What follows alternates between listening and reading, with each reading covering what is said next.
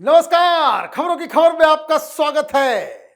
आज की रात ईरान के लिए कयामत की रात साबित हो सकती है, क्योंकि बातचीत के सारे रास्ते खत्म, सीज फायर की सारी कहानियां खत्म। और तो और जिस हिसाब से अभी से ही ईरान के ऊपर हमले हो रहे हैं और डोनाल्ड ट्रंप ने जिस तरह की धमकी दी है, उससे जुड़ी एक बहुत बड़ी जानकारी सामने आई कि नेतन्याहू ने इजराइल की तरफ से डोनाल्ड ट्रंप को यह साफ कह दिया है कि आपको जिससे बात करनी है कर लीजिए, लेकिन इजराइल इस वक्त ईरान के साथ कोई भी सीज फायर करने में इच्छुक नहीं है।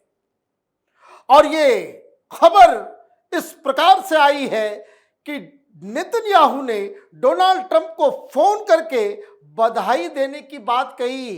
खबरों में बातें ये आई कि जिस तरीके से पायलट्स को रेस्क्यू कराया गया, उसके लिए उन्होंने बधाई संदेश देने के लिए फोन किया। लेकिन अब अमेरिकन मीडिया की तरफ से बताया जा रहा है कि इस बातचीत के दौरान साफ साफ डोनाल्ड ट्रंप को धमकी दी गई कि इस ट्रैप में फंसने की कोई जरूरत नहीं है और इसलिए नई डेडलाइन दी गई है। डोनाल्ड ट्रंप ने कहा है कि आज की रात आखिरी रात है। अगर स्ट्रेट ऑफ हॉर्मुज नहीं खुला तो स्टोन एज में भेज दिया जाएगा। हालांकि स्टोन एज की बात उन्होंने पहले भी की थी, लेकिन आज जो धमकी दी गई है वो कहीं ज्यादा खतरनाक है। और इतना ही नहीं, धमकी तो दी गई कुछ घंटे पहले, लेकिन इस वक्त जो ईरान से खबर आ रही है, जिस तरीके से वहां पे बॉम्बार्डमेंट हो रहा है, इजराइल की तरफ से हमले हो रहे हैं, उसकी डिटेल आप सुनेंगे तो आप कांप उठेंगे। लेकिन पहले आपको मैं ये बता दूं कि ये सारे पीस प्लान को लेकर के जो डोनाल्ड ट्रंप की तरफ से कहा गया कि हमने कुछ प्रपोजल दिया है, कल उन्होंने कहा था कि बातचीत चल रही है, हमारी तरफ से कुछ प्रपोजल दिया गया है, ईरान ने उसे रिजेक्ट कर दिया।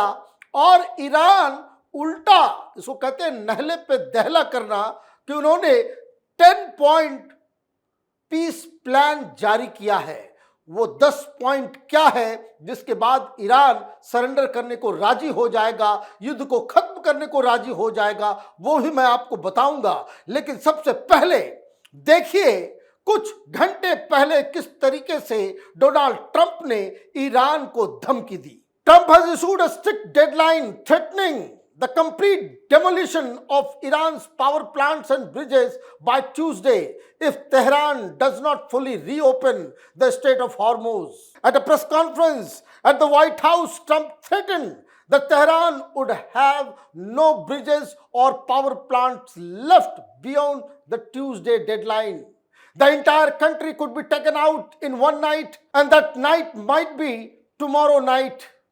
Every power plant in Iran will be out of business, burning, exploding, and never to be used again. It will take them 100 years to rebuild, Trump claimed. तो डोनाल्ड ट्रंप ने साफ कर दिया है, आज की रात कयामत की रात है। जो 12 बजे जीएमटी के मुताबिक अटैक शुरू हो जाएंगे और तमाम power plants, petrochemical plants, bridges, उसको खत्म कर दिया जाएगा। और कुछ तो तस्वीरें अभी से ही आनी शुरू हो गई। धमकी दे रहे हैं डोनाल्ड ट्रंप और एक्शन में आ गया है इजराइल, वो मैं आपको बताऊंगा। लेकिन जो अमेरिका से खबर आ रही है कि वहां जो इजरायली लॉबी है वो इस युद्ध को खत्म नहीं करना चाहता, क्योंकि उनको यह लगता है कि अगर आपने छोड़ दिया तो ये फिर न्यूक्लियर वेपन बनाएगा और ये एक घायल व्यक्ति ज्यादा खतरनाक होता है। अनटिल अनलेस वहां रिजीम चेंज ना हो, ये तमाम लोग वहां जो सरकार चला रहे हैं उनको हटाकर डेमोक्रेसी जब तक नहीं लाई जाए, वहां अपने पसंद की सरकार जब तक नहीं बने, तब तक हमें ये लड़ाई बंद नहीं करनी चाहिए। तो ये जो पाकिस्तान की तरफ से जो तमाशा किया जा रहा था कि बातचीत, ये 15 पॉइंट, 20 पॉइंट, ये सारी चीजें खत्म हो गई। क्योंकि एक तरफ बातचीत चलती है तो इजराइल दूसरी तरफ ठोकना शुरू कर देता है, ईरान के ऊपर हमले करना शुरू कर देता है। पिछले 4-5 घंटे में क्या क्या हुआ ईरान पे, कहां कहां हमला हुआ है और किन किन लोगों को मारा गया है, उसकी थोड़ी सी डिटेल आपको मैं देता हूं। सबसे पहले, Israel's military strikes on 3 airports in Tehran, targeting several Iranian planes and helicopters. Tehran में 3 एयरपोर्ट्स हैं, तीनों तबाह कर दिए गए हैं और यह आज सवेरे सवेरे हुआ। दूसरा point, Iran's largest petrochemical complex which serves the South Faras gas field, the world's largest natural gas reserve. लीजिए, पेट्रोकेमिकल हब को भी उड़ा दिया, तस्वीरें भी जारी कर दी गई। अगला टारगेट आज क्या हुआ? International atomic energy agency says attack near Iran's Bushehr atomic power plant poses a very real danger of nuclear safety. यह कल हमला हुआ था बुशहर के ऊपर, तबाही मचा दी, जहां पर न्यूक्लियर प्लांट है उसके आसपास सारी चीजें तबाह कर दी गई। आज आईएईए की तरफ से बकायदा ये जारी किया गया है कि बहुत ही डेंजरस सिचुएशन वहां पे है। आईएईए ने यह भी कहा कि भाई इसको अब रोक दो, अब इधर न्यूक्लियर प्लांट जहां पे है, जहां पे यूरेनियम है, वहां पे हमले करना बंद कर दो। लेकिन इजराइल किसी को सुनना नहीं चाहता।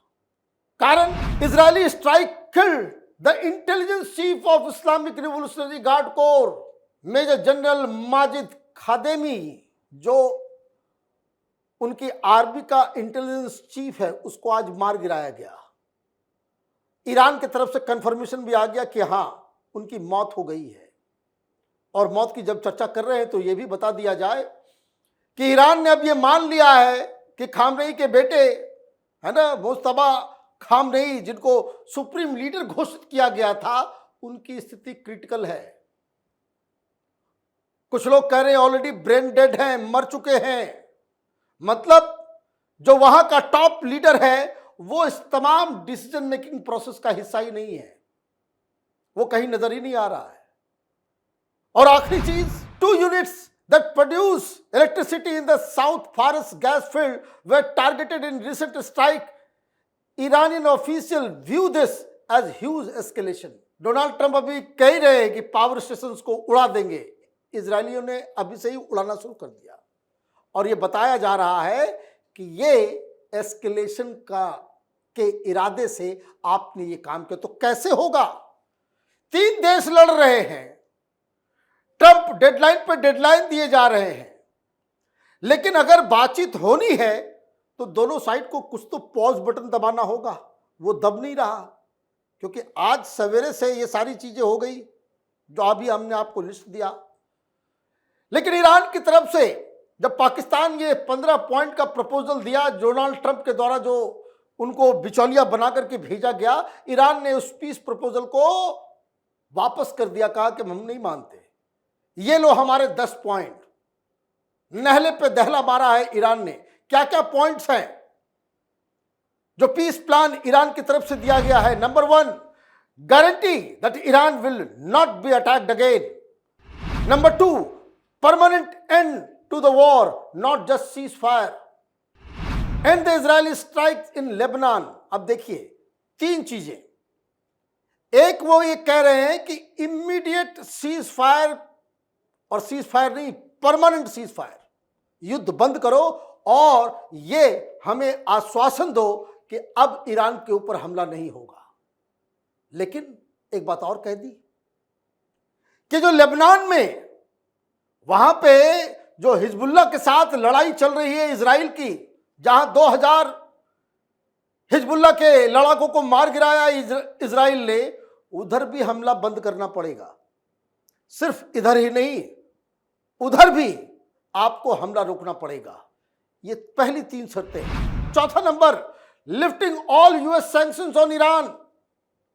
5th, and all the regional fighting against Iranian allies. 6th, in return Iran would open state of Hormuz. बोले जो हमारे जितने भी ये हमास, हूती, जो ईरान के जो सहयोगी हैं, उनके ऊपर हमला बंद करो। ये जो है हमला बंद होना चाहिए, और आप ये सारी चीजें मानते हैं तब हम स्टेट ऑफ हॉर्मुज को खोल देंगे। डोनाल्ड ट्रंप क्या कह रहे हैं कि तुमने अगर नहीं खोला आज रात तक तो कयामत की रात होगी, इतना मारेंगे कि 100 साल तक तुम रिबिल्ड नहीं कर पाओगे। ईरान कह रहा है कि पहले ये सारे काम करो, हम हॉर्मुज खोल देंगे। लेकिन अभी सिर्फ इतना आसान नहीं है हॉर्मुज को खोलना, क्योंकि आगे के पॉइंट्स को भी देखिए। Number 7, Iran would impose a Hormuz fee of $2 million per ship. Iran would split these fees with Oman.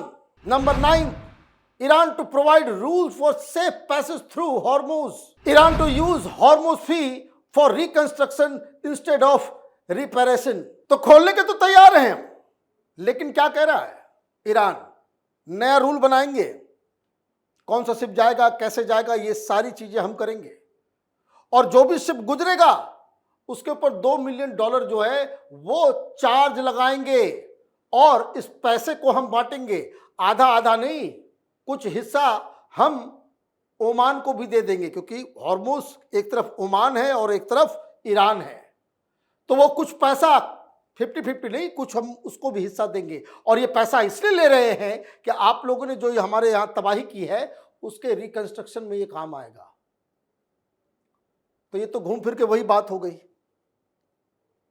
आप सारे सैंक्शंस भी हटाने कह रहे हो, हमला भी मना कर रहे हो, मतलब आप अपने न्यूक्लियर इनरिचमेंट का जो प्रोग्राम है, बॉम्ब बनाने का जो प्रोग्राम, उसको जारी रखेंगे, मिसाइल भी जारी रखेंगे, और हॉर्मुज के ऊपर कब्जा भी करके रखेंगे।